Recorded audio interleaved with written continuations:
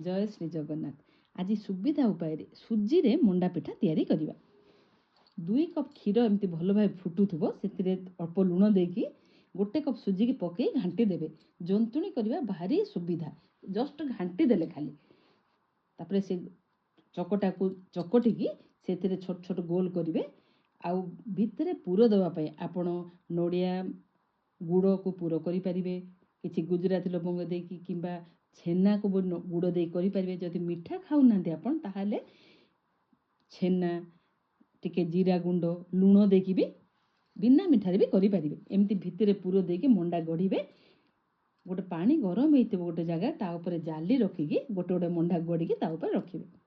किछि नले गोटे डेक्ची रे कपड़ा बांधिकी भी ता ऊपर एमती रखि परिबे। 10 मिनिट परे मंडा प्रस्तुत हो गला। देखंतु बिना तेल रे केते हेल्दी, एथिरे गुड़ नड़िया सब हेल्दी जिनस।